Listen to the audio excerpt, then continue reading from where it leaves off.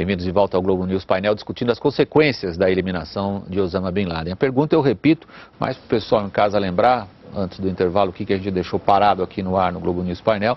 A gente olhou a perspectiva americana e a perspectiva europeia.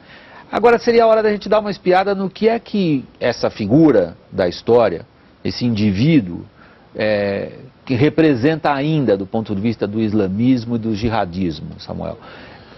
Podemos considerar mais tarde, quando forem escritos os livros de história, essa data marca, vamos dizer, ou ilustra o refluxo de uma ideia, ou é muito cedo até para pensar nesses termos?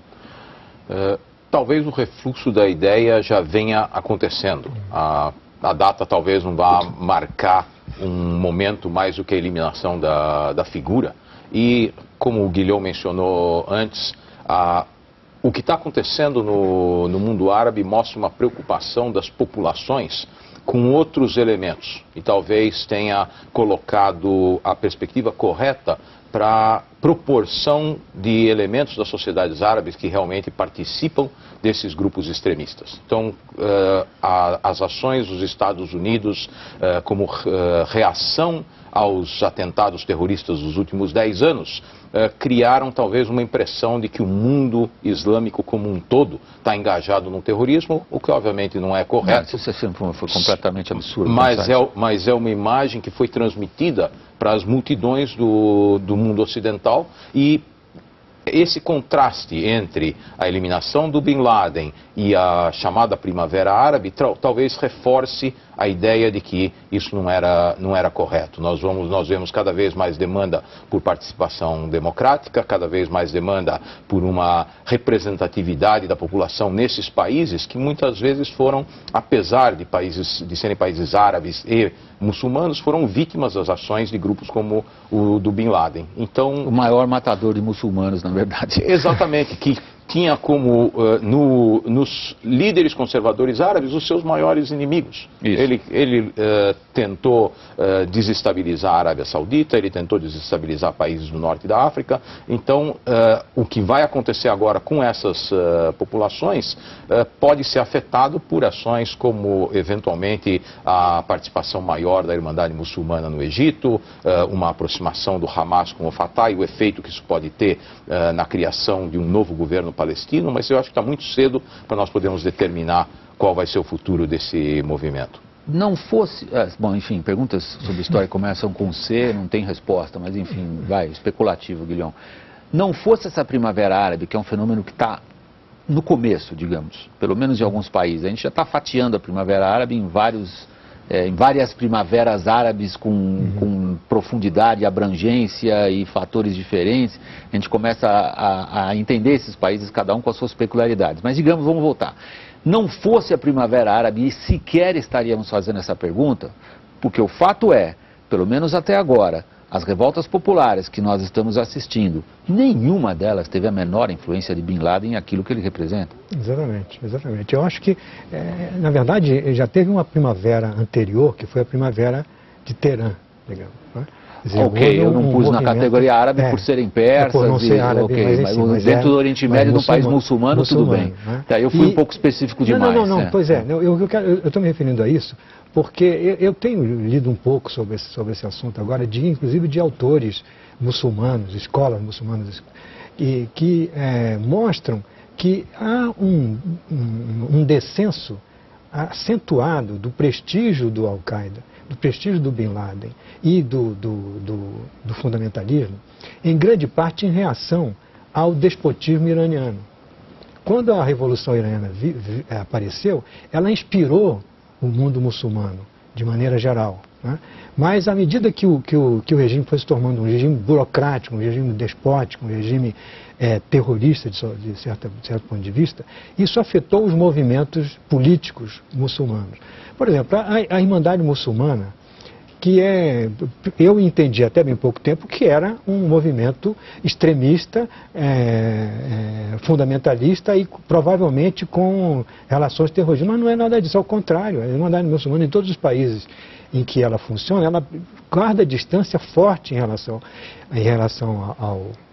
ao Bin Laden. Para a nossa geração seria como o partidão em relação ao túmulo do foco armado. Exatamente. E tem esse aspecto cooperativo e tem também um aspecto de que eles não querem se transformar num partido político. Eles defendem... no Egito, onde já começam. Né? Pois é, no Egito... No Irã eles têm... No Irã, desculpe, eu falei... Mas no Egito na Jordânia eles têm uma participação parlamentar importante. Exato, mas no Egito foi uma forma de atividade que eles tiveram que exercer, porque como Irmandade só eles não funcionavam, enfim. Por outro lado, quer dizer, essa derrota abre como que abre os olhos para o fato de que esse tipo de política não vai adiante. Isso coloca uma indagação importante, Niemeyer, para todo mundo que, talvez até, como se fala em gíria, né, atirou logo da cintura, sacou e atirou logo em termos de análise, caracterizou o terrorismo, o jihadismo, como uma consequência direta da miséria, da opressão e da pobreza. Se a gente olha agora para a Primavera Árabe, essa análise evidentemente estava equivocada, porque para onde se canalizou o descontentamento, o anseio e a esperança por um regime político mais aberto, por mais prosperidade, por exemplo, no Egito, por exemplo, na Tunísia, na Síria tem um componente religioso importante, não foi em torno de ideias de reconstituir o califado de Bagdá, de Córdoba e tudo mais, ou de fazer valer os preceitos do Islã, tal como eram há eventualmente 1000 anos atrás, tudo isso era a plataforma do Bin Laden, mas ao contrário, são valores que sugerem um apego, até se pode dizer, àquilo que o Bin Laden criticava, valores ocidentais, como democracia, pluralismo, o outro papel da mulher na sociedade.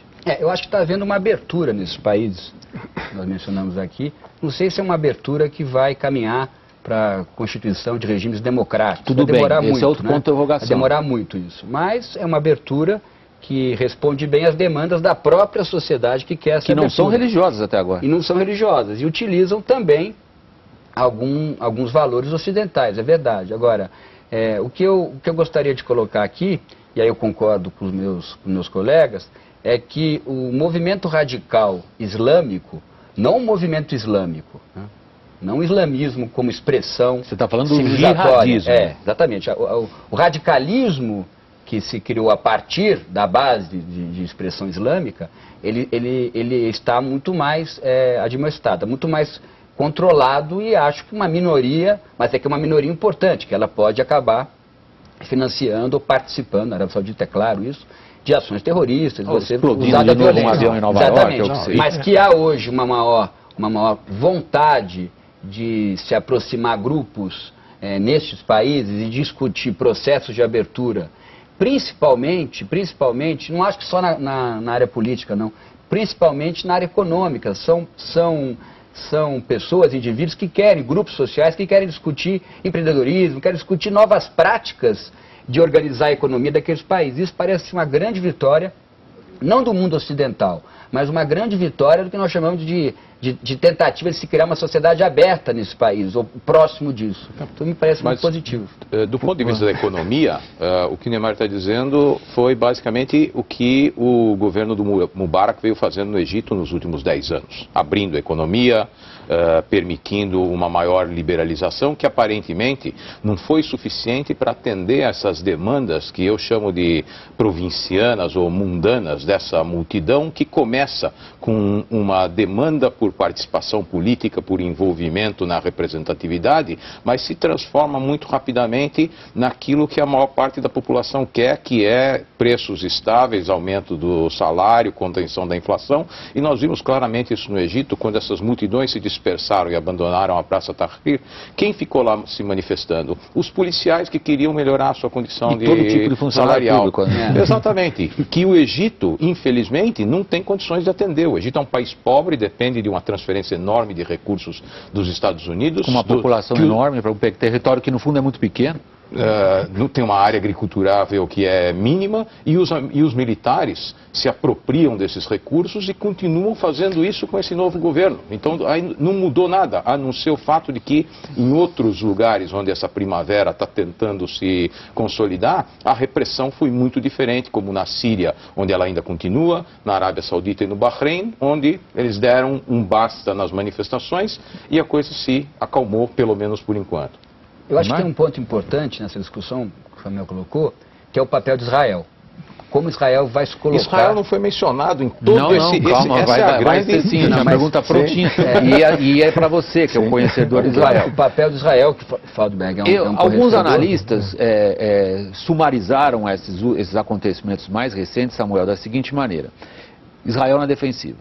A Primavera Árabe retira do discurso israelense, um discurso político importante, porque em boa parte ele se auto-justifica e justifica também boa parte das condutas de Israel frente aos seus principais vizinhos. A Primavera Árabe retira o discurso de que Israel é a única democracia da região. Pelo menos o Egito, a Tunísia são países que claramente caminham para um tipo de abertura que tirará Israel desse lado. Hamas e Fatah acertam um acordo que desfaz a desunião que Israel incentivou durante bastante tempo. E em terceiro lugar, lembrando um pouco o que o Niemeyer disse no começo do programa, Bin Laden morto é, do ponto de vista simbólico, o fim de um ciclo. O ciclo de que apenas Israel é capaz de responder ao terrorismo, caracterizado nas suas manifestações islamistas mais radicais, como por exemplo o Hamas. De repente, 3 argumentos políticos importantes parecem colocar Israel na defensiva. Você se associa a essa interpretação? Os israelenses, sem dúvida nenhuma, estão numa situação, no mínimo, desconfortável. Primeiro, ao mesmo tempo em que o Egito passa por esse processo, ele deixa de ser um aliado incondicional de Israel. Já abriu os túneis para Gaza.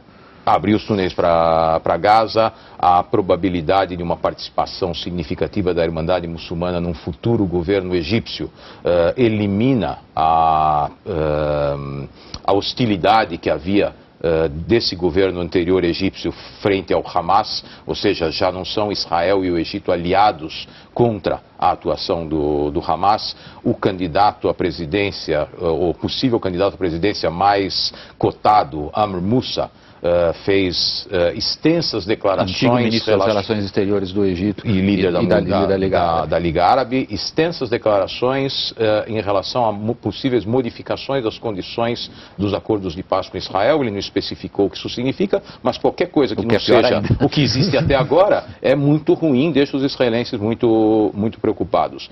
Então, sem dúvida nenhuma, a aproximação do Hamas com o Fatah leva a autoridade palestina a uma situação de 4 anos atrás que, por um lado, não trouxe nenhum 4 anos atrás, você está mencionando o racha entre as duas facções palestinas. Exatamente, mas, por outro lado, não soluciona problemas porque eles já concordaram com a manutenção das forças de segurança em separado, que é o grande nó górdio da união entre os palestinos, porque o monopólio da força está sendo exercido pelo Hamas na faixa de Gaza, pela autoridade palestina na Cisjordânia. Guilhom, nós estamos falando agora, talvez do ponto nevrálgico, na descrição dos historiadores, o conflito mais longo da história moderna. Alguns vão até 1917, na Declaração Balfour, para caracterizar o que hoje acontece na Palestina, em Jerusalém, como para todas essas gerações, incluindo a nossa, o conflito mais longo que se tem notícia. Ele parece ter tomado um novo viés depois da morte de Bin Laden, ou não? Eu acho que sim. Não é somente por causa da morte do Bin Laden. Não, eu estou usando como... Digamos, a morte do Bin Laden talvez acentua isso de uma maneira muito clara. É que esse conflito, ele caminhou para uma situação em que nem ao Fatah e nem a Israel interessava em acabar com esse conflito, porque esse conflito era a melhor maneira de manter o status quo, né? Agora, o que eu acho que está acontecendo é que isso desapareceu. Quer dizer, alguma coisa vai acontecer na Síria, alguma coisa vai acontecer na própria autoridade palestina. E quando isso acontecer, já não são mais um conflito que envolve 2 partes que não querem ceder em nada. que então outras partes vão ter que entrar no jogo, as cartas vão ser reembaralhadas, a meu ver. E é decisiva a posição de Israel, porque Israel vai ser o principal país onde os Estados Unidos e outros países vão poder analisar o que está ocorrendo. Porque na hora que os grupos radicais, que não estão gostando dessas modificações, dessas mudanças estruturais, buscarem uma posição mais agressiva com relação a Israel, seria muito importante entender como está hoje o arranjo político em Israel, para ver qual seria a resposta de Israel. Porque Israel, com uma resposta muito dura a uma provocação, e elas vão começar a ocorrer as provocações, ou vão continuar em forma mais acentuada. Pode inviabilizar não há dúvida nenhuma que a resposta de Israel vai ser muito dura, porque você tem um governo de direita que foi eleito por uma população que queria uma posição de força frente aos palestinos, e essa situação não mudou e nem vai mudar no futuro próximo, porque a esquerda israelense e os partidos que apoiaram no passado negociações de paz está completamente desarticulada. Então, Samuel, a aproximação de Fatah e Hamas deve levar a um cenário como esse. Agora, uma postura mais radical por parte do governo israelense. Já se manifestou, não vai ter que ser mais radical, mas não vai mudar muito, vai se manter no nível que está. O que eu só queria mencionar em relação ao Hamas é alguns dos elementos da motivação do Hamas que também não são puros e com o objetivo de melhorar as condições de colocação política da liderança palestina. O Hamas está muito preocupado porque vem sendo pressionado pelo Egito para aceitar uma reaproximação com o Fatah. Se há um novo governo no Egito, eles têm que demonstrar algum tipo de... Essa reaproximação foi assinada simbolicamente no Cairo. Exato, porque os egípcios pressionaram e o Hamas reconhece que tem que atender algumas dessas demandas de um novo governo. A Síria está numa situação muito delicada, o Hamas não sabe o que vai acontecer, ninguém sabe o que vai acontecer na Síria, e a liderança no exterior do Hamas está em Damasco. Então, se cai esse governo tão simpático ao Hamas na Síria, o que acontece com o apoio que o Hamas recebe do Irã através da Síria e do seu governo no exterior localizado em Damasco? Então, o Hamas tem interesses próprios que também o empurram para uma aproximação do Fatah, para esvaziar as alegações de que o Hamas está sempre no caminho de uma possível negociação, de um possível acordo de paz, de um avanço nas relações entre Israel e os palestinos. A reação do governo de Israel foi imediata. Assim que se anunciou esse acordo, eles mais ou menos deixaram claro que não aceitariam isso de jeito nenhum. Significa que por quê? Porque um acordo do Hamas com a autoridade palestina significa hostilidade em relação a Israel. Sem dúvida. Essa é a posição e era a posição esperada. Mas não é essa a posição, a expectativa que tem, por exemplo, o Egito. Isso vai gerar, como você muito bem falou, uma pressão muito grande sobre Israel e sobre as posições de Israel em relação à sua disposição em caminhar para algum tipo de acordo que vai exigir o abandono de posições que vem se mantendo ao longo dos últimos 40 anos. Desculpe, eu não quero cortar a palavra de ninguém, só tentar motivá-los um pouco mais ainda. Usando uma frase que foi, não sei se foi o Guilherme ou foi você, Neymar, agora há pouquinho, disse, as cartas estão sendo reembaralhadas. Se elas estão sendo reembaralhadas para Israel, também estão para os Estados Unidos, óbvio, já falamos disso. Agora, elas estão sendo reembaralhadas para o Irã, que tinha digamos, um jeito de exercer influência, ou de ampliar sua influência, ou de fazer valer mais ainda a sua presente do Bush, como a gente analisou aqui várias vezes no painel, que acabou com Saddam Hussein, que era um severo adversário dos iranianos, acabou com o Talibã, que era outro severo, ou pelo menos expulsou o Talibã ali de próximo do Irã. O Irã nunca foi tão importante graças a George W. Bush. Isso embaralha para o Irã também, do ponto de vista religioso, embaralha para o Irã do ponto de vista político. Embaralha também para os Estados Unidos, William. Não, isso a gente já falou. Não, mas que a posição do Irã agora, no momento que Israel vai ter que ter uma postura muito proativa, tentar observar o cenário com um pouco mais de realismo, mas sem buscar ações muito radicais para manter essas transformações que estão ocorrendo, é fundamental uma combinação, acho que o Samuel pode falar sobre isso, entre Estados Unidos e Israel com relação à ação ou não no Irã. A postura dos Estados Unidos que deixou de ser o assunto do noticiário. Exatamente, isso que eu ia mencionar. O Irã está numa situação muito confortável nos últimos meses, porque havia uma pressão enorme em relação ao programa nuclear do Irã. Faz muito tempo que ninguém fala nisso.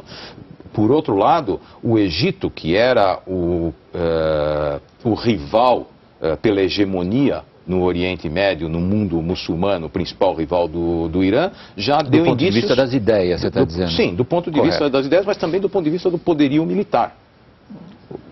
São duas potências militares que têm capacidade de exercer... e populações ali em torno de 80 milhões. Populações importantes. E o Egito já deu indícios de que quer abandonar essa postura de hostilidade em relação ao Irã. Então, mais uma razão de preocupação para Israel. A última coisa que os israelenses querem são iranianos caminhando em direção a bombas nucleares e um Egito no qual eles não podem mais confiar como seu aliado dos últimos 40 anos. Então, é mais um elemento de preocupação estratégica para Israel que vai levar, provavelmente, a um endurecimento da sua posição em qualquer negociação com os palestinos, porque os israelenses veem a criação de um Estado palestino independente como um elemento que vai ameaçar fronteiras muito frágeis. É diante disso que nós estamos. Eu tenho mais uns 2 minutos de programa, mais ou menos, Guilhom, e esse é provavelmente um fato que a gente vai viver este ano. Pelo menos está prometida a declaração unilateral de independência de um Estado palestino. É uma proposta antiga, desde a partição de 47 da ONU, daquela região, que se pensa na possibilidade de 2 estados vivendo um lado do outro. Faz parte da declarada política de grande parte dos principais integrantes da ONU, inclusive o Brasil, os Estados Unidos e todo mundo. Que alguns países já reconheceram. E já reconheceram. O Brasil disse que vai fazer isso também. Aí, para a gente terminar o programa, o que o Brasil vai ter pela frente em termos agora de Oriente Médio? Eu acho que nesse momento o Brasil não tem uma política definida para isso, né? Porque a política que existia não era definida em função do Oriente Médio, mas em função de outros interesses. Em função da figura do presidente. Da figura do presidente. Tudo bem. Ninguém, acho que ninguém do antigo governo brasileiro ou do PT vai ficar chateado de dizer que havia uma política externa focada em cima do presidente Agora Lula. Não é possível focar isso em cima do atual presidente. Vai ter que formular uma política. Eu acho que a situação vai facilitar isso, porque eu acho que Israel vai ser forçado a fazer muito mais concessões do que fez até agora. Como ocorreu, por exemplo, com os acordos de Madrid, em consequência da Primeira Guerra do Golfo. Quer dizer, quando se reembaralharam as cartas, Israel ficou mais ou menos isolado e teve que ceder. Isso vai acontecer, a meu ver, agora novamente. Quer dizer, vai haver um movimento muito mais favorável a um acordo, né, para essa solução de 2 estados. Israel, de alguma forma, vai ter que ceder. Niemeyer, a pergunta mais chata do programa é que você tem que respondê-la da maneira mais curta possível, cenário a curto prazo para o Oriente Médio. Eu acho que é um cenário de estabilização se os movimentos radicais perceberem que não há espaço para o radicalismo. Aí nós temos que voltar um pouco à morte de Bin Laden. Isso pode fazer recrudescer grupos terroristas muito específicos. Tomara que não, mas temos que aguardar. Com relação à política externa brasileira, agora nós temos uma política externa brasileira. Antes tínhamos uma política externa de Lula. E parece que o governo brasileiro é um pouco mais cuidadoso na hora de pensar sua política externa. Samuel, brevemente, desculpe. Em 1947, o Brasil apoiou a partilha da Palestina porque estava alinhado com os Estados Unidos. A União Soviética também apoiou. Sim, mas a posição do Brasil estava diretamente relacionada ao alinhamento com os Estados Unidos e hoje o Brasil provavelmente vai seguir o consenso internacional. Agora, em relação ao radicalismo, todos os grupos radicais sempre se demonstraram a sua forma de atuar, descarrilhando possíveis processos de acomodação, processos de paz, e esse é o risco de qualquer um desses grupos tentar fazer valer a sua posição, afetando os efeitos da Primavera Árabe, uma eventual aproximação entre Israel e os palestinos. O Globo News Painel está terminando. Eu queria agradecer a participação aqui no estúdio da Globo News de São Paulo dos nossos convidados, começando por Samuel Feldberg, professor de Relações Internacionais das Faculdades Rio Branco e membro integrante do GACINT, o Grupo de Análise de Conjuntura Internacional da USP. Agradeço a José Augusto Guilhom Albuquerque, professor de Relações Internacionais da Faculdade de Economia e Administração também da USP. E agradeço, em terceiro, a José Luiz Niemeyer, ele é coordenador de IBMEC no Rio de Janeiro. Muito obrigado a você, assinante, que sempre nos acompanha. Vamos lá aos outros fatos e imagens que marcaram a semana, além do Bin Laden. Até logo.